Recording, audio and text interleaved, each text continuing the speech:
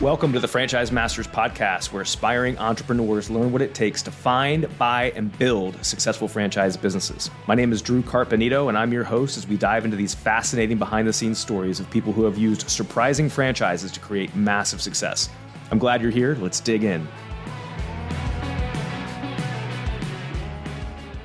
Welcome to the Franchise Masters podcast. I am extremely grateful and happy to have one of my favorite people in franchising on the podcast today. She's an amazing person. She's also super knowledgeable of all things franchise funding and financing, and she's done a bunch of other cool stuff that we're going to talk about. So Shirley Kefgen, FranFund, welcome. Thank you for having me. I'm excited to be here. Glad to have you here from sunny Arizona. And That's right. Yeah, it's I was just down in Florida with a few of our colleagues that we know, and I can understand why people move to the nice parts of the country. It's pretty good living. Like 355 days a year of sun thing really doesn't bother me too much. I'm into it. Yeah, because you moved from Michigan, right? Down there? I did, where we experienced a whole lot of gray. So it was a nice shift. Could you ever go back? I go back to visit very often. I do that a lot, and I have young nephews, so I do experience the winter. I get back for Christmas every year, but I really enjoy being from Michigan and living in Arizona. I like it.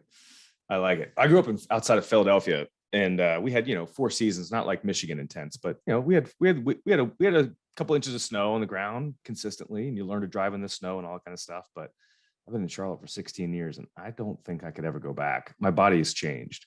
Yeah. Well, and I did 6 years here in the Phoenix area, and then I moved to Nashville for a year. And I think if I had gone Michigan to Nashville, I never would have left. But I happened to hit Nashville in a really rough winter. And it was just very gray. It was snowy. My car got iced into the parking lot at the airport. Like I came home and it was just ice over my car. So then I decided that Nashville and I were going to break up and remain friends. I came running back to the desert. Yeah, that's a good idea because you don't have the humidity out there, right? No, we really don't. And that makes a big difference too. It's good living. It's cool. And you get to work with folks all around the country, right? With what you do? Yes. Yeah. Which is nice because, I learn a lot about what's going on everywhere at any given time. So it's fun. Yeah. So Shirley is a what is your formal title now with FranFund? Formal title is Director of Business Development. Boom. She's running the show. That's right. And how many folks are you overseeing at your? So I oversee a department of 5. And then we also have another team of 2, almost 3 that we work really closely with.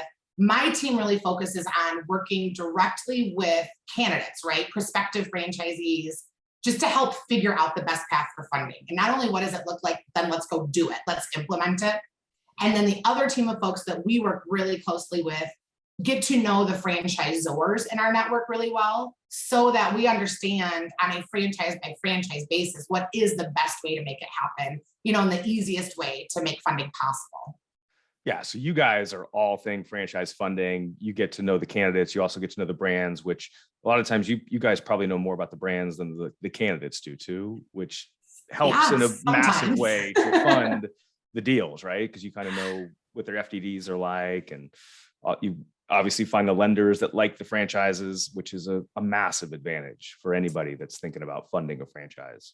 It really, I think, lets us paint a very clear picture of what it will look like. Not just, yes, you can get a loan for your business, but for this franchise, it may look like this. For this franchise, it might look a little bit different. Here are the things you should expect. So, I think it sort of eliminates or maybe reduces some of the I don't know that can be a little scary. So I do think that that's been really helpful. Yeah, no doubt. You're kind of like say making the analogy of you and your team are like the analogy of buying a house. I mean, you guys are like the mortgage loan officers that know. But you have a much broader perspective on not just using a mortgage. You can do the rollover for business startup.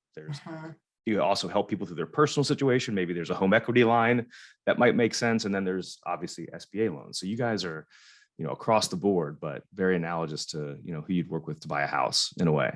Yeah, I think that's exactly right. Like the first sort of interaction is really about what could you think about Mr. or Mrs. Candidate?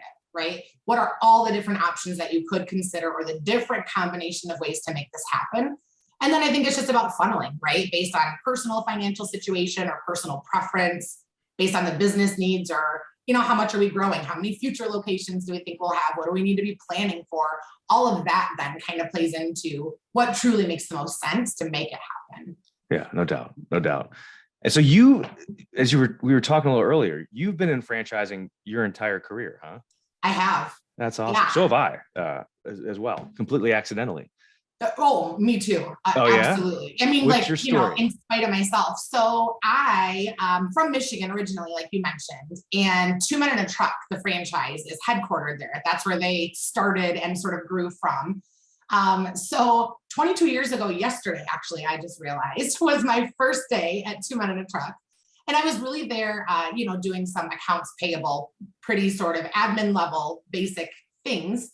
And a few months later, they said, hey, Shirley, we have a great opportunity for you. We'd really love to move you into franchise sales and development.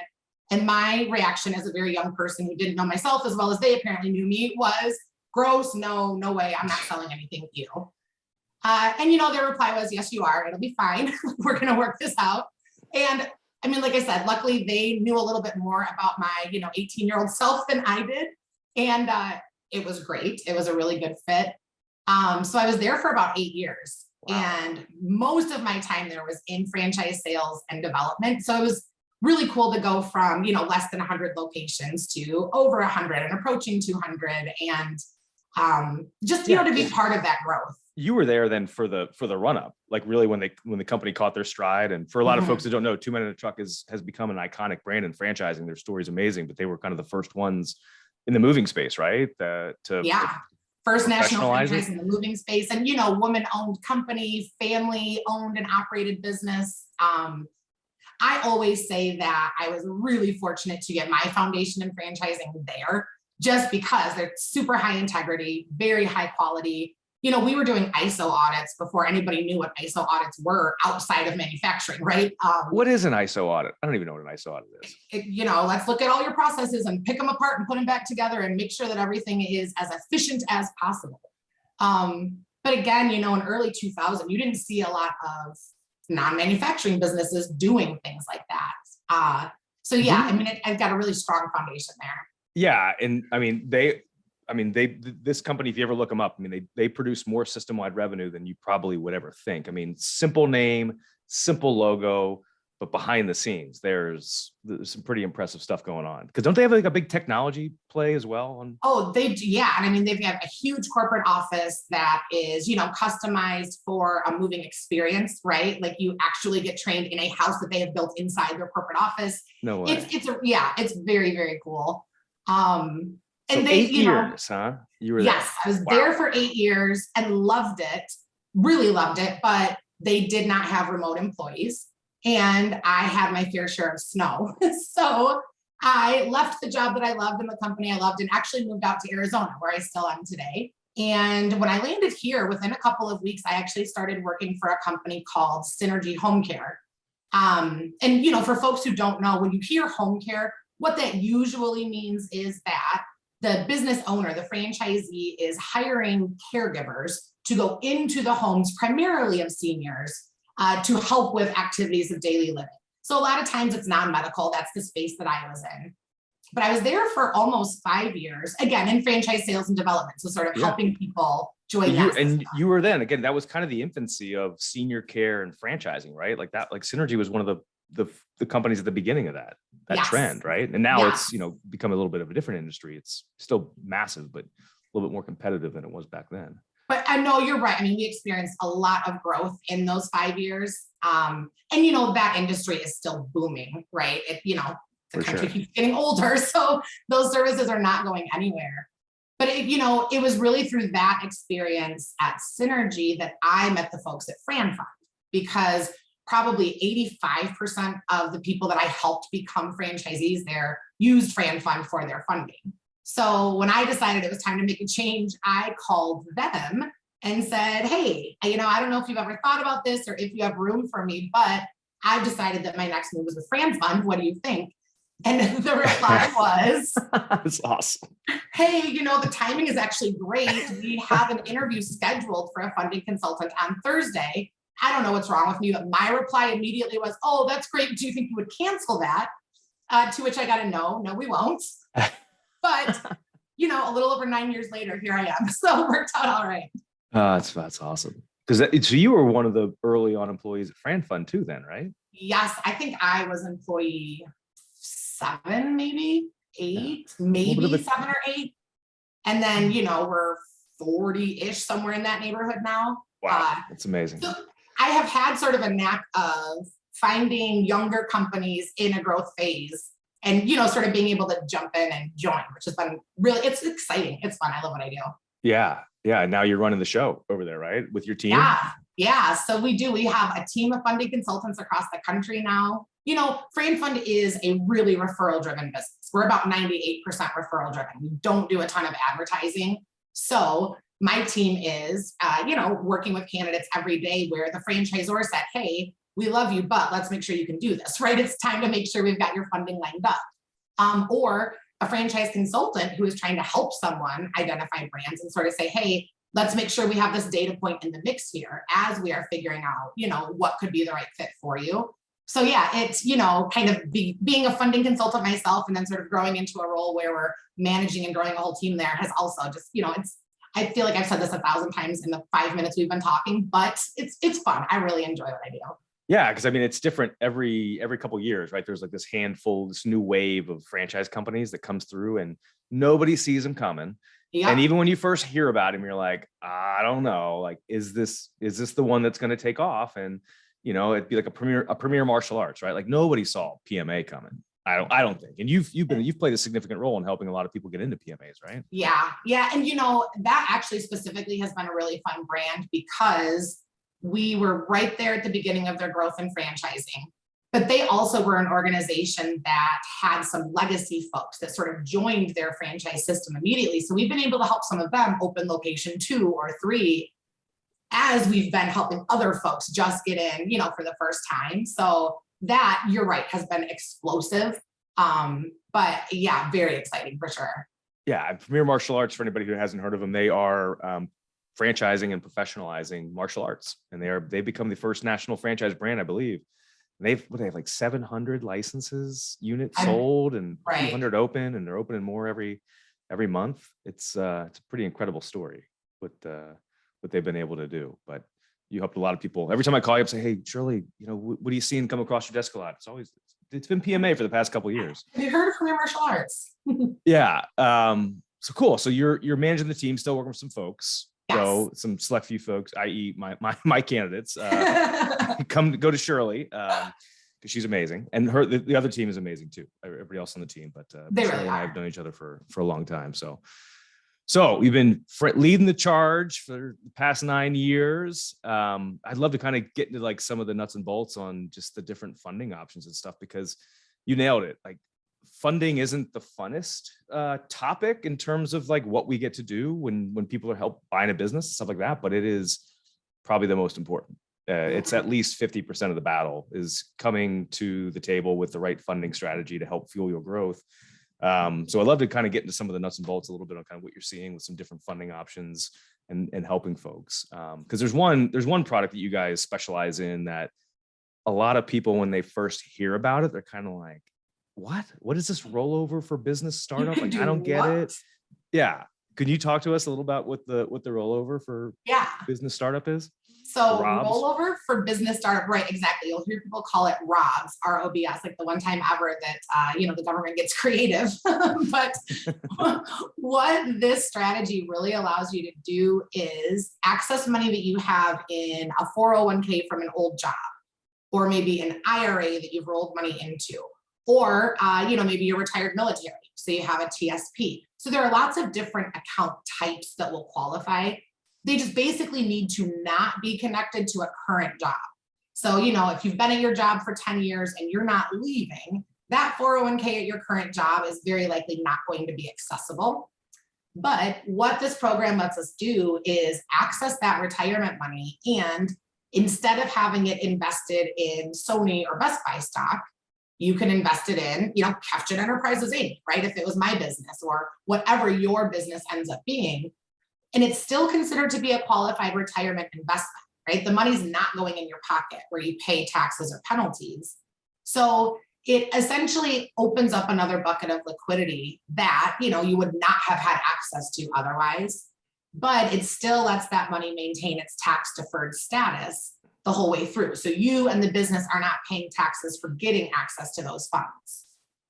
So it's not, it feels tax-free, but it's tax deferred. That's the proper terminology, right? That is exactly right. There's no tax evasion going on here, but this money that you save without paying taxes up front, it's maintaining that tax deferred status, even though, it's invested right in your own business. Because the retirement plan owns the business, essentially, right? That owns the stock of the business. That's exactly right. So we end up creating a corporation, a C Corp, that becomes the operating entity for the business. We then create a new 401k that corporation sponsors. So we're rolling retirement money into that new 401k. And then that 401k is using that money to buy stock in this corporation instead of buying stock in Best Buy. So I always say to folks, and it sounds a little weird, but you want to try not to think of this like you've borrowed from or against your retirement plan. It's more like your retirement plan is now your silent partner or your silent investor in this company, right? It owns the stock in the business and it's still your 401k. But it's sort of a better way to look at it than trying to compare it to a debt scenario. Yeah, because it's one of probably the most attractive ways to truly invest in a business. Like the C Corp is the same setup as like a Bank of America that's publicly traded. It's the entities are very similar, if not identical. It's just that technically your retirement fund owns that stock, and which means you can control will have the potential control over the returns much better. Now you can't go buy a boat. You can't do that and go buy a boat, right? There's like qualified uses of how the retirement fund has to invest that money. That is true. To maintain status? Yeah. So the money does have to be spent on business expenses. And, if your business is a boat taxi, then sure, we can buy a boat. But otherwise, it's probably not going to fly. Yeah. Yeah. Not the intent that the government has for because you don't have to pay penalties either. Like you're not paying any early fees or taxes as long as you maintain that status, which there's some compliance, which is why working with a company like FranFund and Shirley to help you get all this stuff set up the right way is critically important. And that's the thing. We do facilitate this whole process, right? It's regulated by the IRS, by the Department of Labor. Nobody wants to go that alone, which is perfectly understandable. So, we do provide an ongoing administration service because that retirement plan that we create, that 401k that we create up front, we're not only using it to invest the money into the business, it's a real retirement plan, for continued tax deferred savings moving forward. So you're right. There is just some compliance and administration and reporting that needs to happen relative to that plan, but we do take care of all of that. So a lot of people ask me this question, do they need to pay back that money eventually? So you don't pay it back like you would pay back a loan, right? Because we really didn't borrow anything, but let's say you sell this business 10 years down the road or whenever the time is right. Just like in the sale of any other business, you set your asking price, you negotiate with your buyer, totally in your control. But then also, just like in the sale of any other business, you take the proceeds from your sale and divide them among your company shareholders. So if we only have one shareholder and that shareholder is your 401k, then 100% of the proceeds from that sale are going back into your retirement plan. Pre-tax, right? Still tax deferred. Pre-tax, yeah. Someday when you're past the age of 59 and a half and you pull money out of that account, you're going to pay your regular taxes like you always would have. So you're not avoiding taxes, right? Again, there's no tax evasion or anything that's not above board happening here. It's really just sort of maintaining that tax deferred status the whole way through. Right. So if you got into a franchise at the age of 50, built it for 9.5 years, sold it, that money, and you use the ROBS program, that money then gets refunded back into your 401k plan. But if you're of the age, then you can start to access it without having to pay penalties. You can, pay the tax at hopefully at a lower income bracket at that point after you sold the business. But yeah, and so that's the other thing is if you're 40, let's say, roll over 75,000 and maybe bring in 25,000 from your savings account. So now when we look at shareholders, your 401k owns 75% of the company stock, but then you as an individual own 25. So if it's important to have that money in your pocket at the time of the sale. You know, there are strategies like that we can look at. So maybe you own some stock and your 401k owns some stock. Now you split those proceeds when you sell the business. Brilliant. So do you see people using the ROBs in conjunction with like an SBA loan a lot? Like that would be their, you know, kind of liquid cash injection. So can you talk to us a little about kind of what the SBA funding process is looking like these days? And yeah, definitely. So I would say with the ROBs program, when startup costs are in maybe the 150, 175 area or below, it's pretty common to see folks fully funding their business with that strategy. I would say that once you start to get into maybe 200,000 territory and above, then it becomes pretty common to see a combination of maybe some retirement money plus an SBA loan. And just for a little bit of context for anyone who's not familiar with when I say SBA loan, what I even mean, SBA, that acronym stands for Small Business Administration. So it's an arm of the federal government. And these loans are not coming from the government. They're still coming from traditional banks and lending institutions. But from a structure perspective, the loan goes in the name of your business. You then, as an individual, sign a personal guarantee. And that personal guarantee says, no matter what happens with this business, I'm responsible for making these payments myself. Then the government, the Small Business Administration, signs a secondary guarantee. And their guarantee says that if it is impossible for the business or you as an individual to make the payments that you promised to, the government's basically shifting 75% of that debt from the bank that wrote you the loan to the Small Business Administration. So the money is still coming from banks. It's just that these banks now have an extra insurance policy, if you will, you know, that no matter what happens, they're getting most of their money back. And so because that exists, we found that banks have become incredibly dependent on those SBA loans specifically. They want that government guarantee. You know, so most of the time, especially when you're looking to open your first or second location of a business, if we're talking loans, we're pretty specifically talking SBA loans. right, yeah, the SBA done a really good job of incentivizing and getting banks comfortable. And when we say banks, it's not all banks. Again, this is part of the.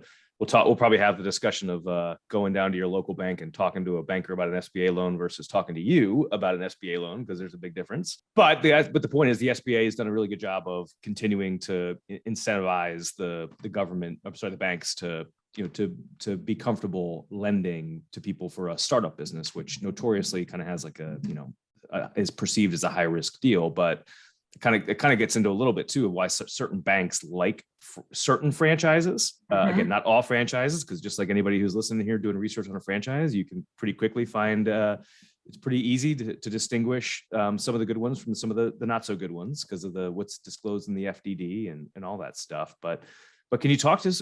How is there like a handful of banks that you work with that like franchising that are comfortable with the SBA stuff, or is it, you know, is it any bank? Like if I walk down to my local bank and say, hey, I'm Dru, can I talk to an SBA lender and to help me get a franchise? Like, is that a smart thing to do? You, statistically speaking, have about a less than 38% chance of getting your loan done if you do that, right? So nationwide, SBA approval rates are a little bit less than 38%. My team is more in the 98, 99% area. And it's because we go through a really thorough pre-approval process with our candidates, right? We really understand their personal financial situations, but also we've developed a network of banks across the country. And, you know, not all of them understood the benefit of franchising, right? When we got introduced to them. So we've even done a lot of work to help banks understand the difference between someone coming to the table who doesn't have industry specific experience and is opening a franchise versus, you know, someone coming to the table who doesn't have industry specific experience and is planning to go it alone. It doesn't mean that one is right and one is wrong. It's not that, but there's a difference, right? There's an extra level of support, and there is, you know, marketing and advertising and technology and even just industry specific knowledge and insight that can be gained a little bit quicker, right? With a franchise system. So, you know, we definitely have banks that have become very comfortable with franchising as a model. And so it does help when we are pushing these loan packages through that we're not getting that question of, hey, but wait, this person has never been in this industry before. And that can be, believe it or not, a big hurdle, you know, if you do just walk into a local bank. Is that one of the SBA term clauses, or is that a bank clause No. typically? And that's actually a really interesting question, because if you walk into your local bank, they could very well say, oh, I'm sorry, you need to have industry specific experience to get an SBA loan. That's their policy, right? That doesn't mean that that's an SBA policy. And so that's the other thing that gets very interesting about this whole world is it's much easier for a bank to say, we can't work with you because the SBA said so, than it is for a bank to say, we are not interested in your loan. And so there are lots of times where I will get on the phone with someone who's like, hey, I've talked to these 3 local banks and this is the feedback I'm getting. And so there's just some kind of pulling apart of what is truly an SBA requirement versus what did that specific bank happen to prefer. Because bank preferences and appetites definitely will vary greatly. Hey there, it's Drew. Hope you're enjoying the episode so far. Hey, dropping in to mention that if you're thinking about starting a business and curious if there's a franchise out there that's the right fit, I want to help you. I help people find and buy franchises. Whether you're a first-time business owner or a current franchisee thinking about getting into another franchise, I can help you quickly find some of the top emerging franchises in the country that want to expand to your area and then help you figure out if any of them are the right fit. And just like working with a real estate agent, there's no cost to you. If you want to hop on a call to discuss, reach out to me via my website, drucarpenito.com, and I spell my first name, D-R-U. You don't know what you're going to get when you walk into the local bank, that maybe they do like 1 or 2 SBA deals a year and they're not maybe as well for a franchise, you know, they're not as well versed in it. Like you guys are doing this every single day and you have a team of 40 people that have probably seen just about everything that Yes. that you could see, but it's especially like when you're thinking through like the multi-unit strategy, right? Of like okay, hey, let's talk about how to fund this first unit, but there's a lot of folks that end up wanting to invest in open multiple units over time, which that kind of opens the door for a longer term strategy to be in consideration with. So do you like, when you're working with folks on the multi-unit side, can you talk to us a little about some of the different things to think about when you're putting together the funding strategy? Yeah. So it always becomes an interesting conversation, because if we are going to look at an SBA loan, even if the SBA lender knows that the plan is to open multiple locations of a business, they focus on the first location when they're writing the loan. Now, with some businesses that don't necessarily require a physical location for your customer to come to, right? Maybe it's more of a service business where you or your employees are going to go to your customers to provide your goods and services. Sometimes in a scenario like that, you can centrally operate 2 or 3 different territories. So we can maybe package all of that into one loan. But if for a moment here, we're talking about a restaurant or we're talking about a martial arts studio, right? If we're looking at a business where customers need to come to your physical location, then banks are always going to break it up on a location by location basis. Today, and this is one of those things where bank preferences can shift, but in this moment, banks out there are not really comfortable with the idea of one loan to open 2 locations simultaneously. They also are not in love with the idea of writing 2 separate loans simultaneously for 2 separate locations to be open at the same time. So we will often suggest SBA loan for the first one, because that's the easiest time to get an SBA loan, right? They're not looking for cash flow and profitability. We don't have to submit tax returns because we don't have them yet. So preserve your liquidity, right? Go get the SBA loan for the first one. Then if an SBA lender is not ready to jump on board by the time you're ready to open the second one, we preserved your liquidity, right? Let's go get that one open. And then that should leave us with options by the time we get to the third, because now we've given location 1 a little bit longer. Yeah. And that's not necessarily the perfect strategy for everyone all the time, but that thought pattern of how do we make sure we open all of these as we're getting the first one open is really important to be thinking about early on. Yeah, and I think you used the keywords preserve liquidity is for the multi-unit play, and I think in general people have different financial philosophies, but that when you're starting a business, that's kind of a good philosophy to go by too. That you can't really go wrong if you're going to preserve liquidity, because who knows, right? There could be an opportunity. You might need more working capital, or there could be an opportunity. Your neighbor comes on the market. Your neighboring franchisee comes on the market. They want to exit. They're ready to sell. That maybe it's a quicker way to get to where you want to get to, and to be able to have the means to pull something like that off. It's just gives you more options. And it sounds so silly, but I say it all the time. I've never seen a business close because they had access to too much capital. Right. And I think you'll probably hear a lot of people on my team say that a lot because it's true, right? Sometimes people get worried about, I don't want to borrow too much. Maybe I should bump down my loan by 20 or 30,000.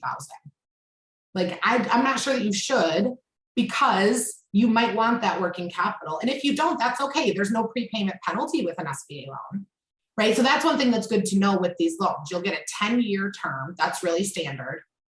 And there's no prepayment penalty. So if it makes sense for your business to pay the loan off early or pay down a chunk of the loan at some point, you have the ability to do that.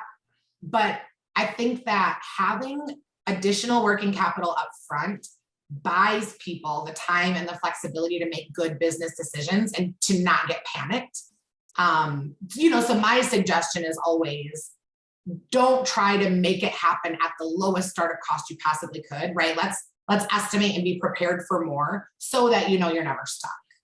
Well said. Because in the FDDs, right? This is like for a first timer that's looking at an FDD. It's like, oh, well, the federal government says that the franchise companies only have to disclose 30 or 90 days worth of working capital, but you might need more than that to be able to withstand the startup, because it might take longer for that business to get to a point where it's breaking even or cash flowing itself. So it's kind of one of those things where talking to franchisees, talking to funding companies and specialists like Shirley, you can kind of get a pretty good sense of what the model, on paper should look like, and can make some assumptions, kind of the good, better, best, or good, bad, ugly, right? And the thing is too, it's not, I think sometimes like with mortgages, people get that like, oh, they said I could go buy a house for $1 million. There's no way I could really afford that, right? And we see that happen. You get these crazy pre-approvals that don't feel realistic.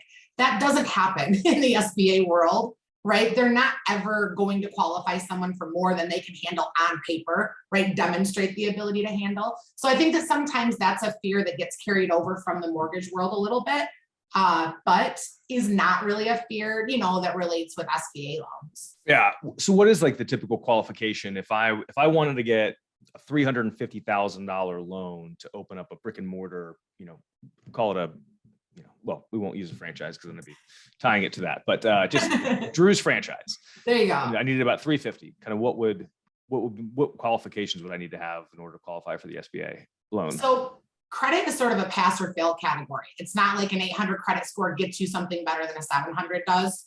But as far as credit goes, we need to have a minimum score of 680. If there have been any bankruptcies, foreclosures, or short sales, those items need to be at least 5 years old for most banks. Some banks might be able to get a little bit more flexible there, but I would say at least 5 years old is a good threshold to keep in mind. Cash, right? That becomes another important category after credit. And what most banks will want to see is that the borrower is putting in about 20% of the initial investment. It could end up being a little bit more, just depending on order of operations, right? And what the closing checklist for the loan really says. And that's something we can always dive into detail on, more of a sort of consult. But 20% is a good number to keep in mind. So if your startup costs are $350,000, you should expect to spend $70,000 on business expenses. And this is another area where it's a little bit different than a mortgage, because 20% on a mortgage means you're giving a bank $70,000 to get them to hand over their loan. 20% on an SBA loan means you are physically spending $70,000 on business expenses and then showing the bank that you've done that to get them to hand over their money. Makes sense. There's a sequencing to all this stuff that is so important, right? Because if it's a brick and mortar, then there's you have to help people with a certain loan product through the SBA, right? And in order for them to be able to use the loan for construction expenses versus like an SBA Express loan, which is the sub 150, you can't use that money to fund a build out. Right. And what you'll find too is when there is build out. So if we are looking at a restaurant, a childcare center, right? But something where customers need to come to us, to our physical location, the first disbursement of money from the bank goes to the contractor that will be doing that build out and construction. So in that kind of example, your $70,000, you've got to spend that on your franchise fee to get your franchise agreement executed. You've got to get your lease for your business location executed, get your business insurance, get your architecture plans. So your money in that scenario is being spent on pre-construction expenses. And then we're using the bank's money for everything else. If it's a service business, right, where we're going to go to the customer, we don't have that construction or build out to worry about, but maybe we need a truck, maybe we need some equipment. So we might be using some of that money to pay deposits for vehicles and equipment. And then we'll use the bank's money to pay the rest of those vehicle and equipment invoices. So you're right that it will look a little bit different, and there's sort of a different sequencing depending on what the business is. Yeah. And I'm learning stuff as I'm talking to you, and I've been doing this for 16 years. I can only imagine what I mean, this is the value, right, of working with somebody like Shirley and FranFund, because they know these franchises. They've funded many of them. You wouldn't be the first. Very rarely will you be the first person to work with Shirley to fund the first franchise that they have seen. They've typically seen them all. So it is again, just, kind of helping people understand why, yeah, it might cost a few $1,000s, but there's a tremendous amount of value, because if you try to tackle this by yourself, you're probably going to screw something up, and it's won't be a good situation. Cool. So we talked a little bit through the multi-unit, and obviously like the components of the business, right? Brick and mortar versus not brick and mortar, and then what do you need to get the business going? Do you have any like recent stories of folks that have used your products and maybe like come full circle, and any cool stories to share with anybody? Yeah. I mean, it's really interesting because we see it in both directions, right? So there's one franchisee of a service-based business, actually. So again, he and his employees are going to their customers' locations, bought his business using the rollover program where he accessed retirement money. He did not go get an SBA loan. He owned his business, I believe it was a little over 10 years, and sold it for multiples of what he originally invested. And all along the way, when the business was writing him a paycheck, he was socking as much of that as he could into his retirement account. So what started out as a little seed really did grow into a big tree, right? Like that's the goal. That's the plan for all of this. So those stories I think are really fun and exciting, because his goal was to set himself up for retirement, and he did it, right? And wow. And now he's not working every day. He did exactly what he wanted. There are other folks, though, maybe in earlier stages of life, where for me, it's super exciting to help them open their first location. And then, a year later, help them get the loan to open the next one. Yeah. And then 9 months later, we're now moving into a totally different franchise brand. And how do we fund this one? And I think, it's nice to have I've been with FranFund for a little over 9 years of this 22-year franchising journey. So there are people that I worked with 8-9 years ago that, I just talked to last year saying, hey, we want to do this now. How can we do this? What about that? So it's fun because I was so used to being part of a franchise system, right? Like being part of Two Men in a Truck or being part of Synergy, whereas, like there's really a family sort of situation there. And all the franchisees know each other and the corporate team, right? There are like real relationships, and you see each other year after year. So coming over to FranFund, that's a big shift because I don't have that anymore. But, again, just these relationships last longer than now you got me my loan. Thanks. Have a great day. So, that's another it's a really nice part of being in this seat. No doubt. I mean, you're helping the folks that you help. I mean, you're probably the only funding consultant they might ever meet in their life. Right. And then they remember you, and, you did a great job. You helped them open up possibilities, I'm sure, that they never thought were possible. And then, they're off and they build it and they come back. That's pretty cool. A couple of weeks ago, I talked to a candidate of mine who left her job to get her business started. And she was terrified, right? Because that's scary for folks who have not been without a job before. And it turns out right before she made this decision and left her job, she was diagnosed with cancer. Oh, wow. And said like, hey, I need to get out of this work environment. This is actually the best decision, the best push. But she called me almost a year later to say like, hey, this is awesome. I feel so fulfilled. I'm healthy. Like life is good and I'm growing. How can we look at this, next opportunity that I have? So like, I don't know, sometimes that's amazing. I feel like I'm a little cheesy, but it's real. Like this. This is their lives. This is people's lives. Yeah. It matters. Yeah. It really matters. Yeah. I mean, and literally, I mean, people, the amount of businesses you buy in a lifetime are, not a lot, right? So these are big life-changing events typically that we get to play a small part of, and just helping people navigate through it and get hooked up with franchises that they typically thought we were kind of crazy about when we first talked to them, right? Mm-hmm. what is this one? Like, yeah, just talk to Shirley. She But funds it's these things all the fine. time, you know? My Yeah. favorite is that so often, when they first get their list of franchises to consider, the one that's kind of like, I guess I'll talk to them, ends up being the right one, like the best fit. And it just, it's always important to keep an open mind, right? That to just Yeah. be willing to do that exploration. Oh, it's so surprising, like the types of businesses that make surprising amounts of money, and then the level of sophistication, like we talked about with just, even 2 men in a truck, and then the culture, right? Yep. Becoming a part of the family and getting inside this organization. When you start peeling back that onion one layer at a time, the good ones, they have multiple layers, and they typically get better and better every time. Yeah. Keep peeling it back. So Yeah, no, exactly. well, good stuff. Well, any other last thoughts around funding that you think would be good for folks to know? Last thoughts around funding are kind of similar to my thoughts around the franchise exploration in general. Keep an open mind. If an SBA loan isn't the best product for you, that's okay, right? That's just a product that's out there. And it's not always the best one. And it might be a home equity line of credit is a much better fit for you.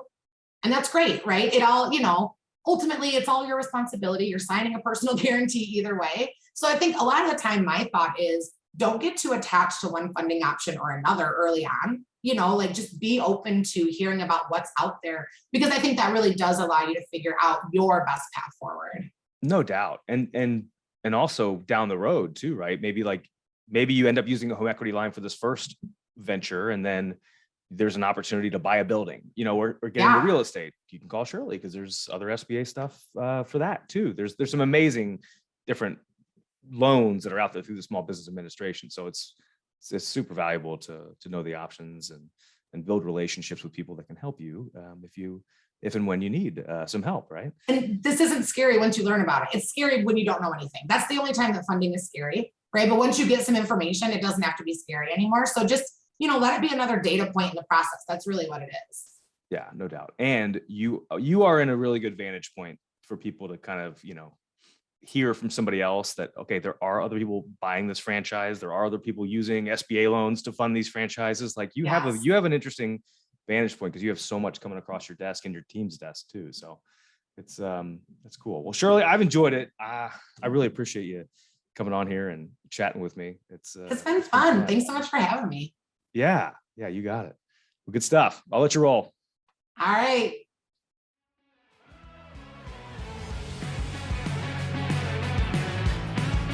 That's a wrap. Hope you found a nugget or two in there that can help you on your franchise journey. And if you ever want to talk franchising, reach out to me anytime.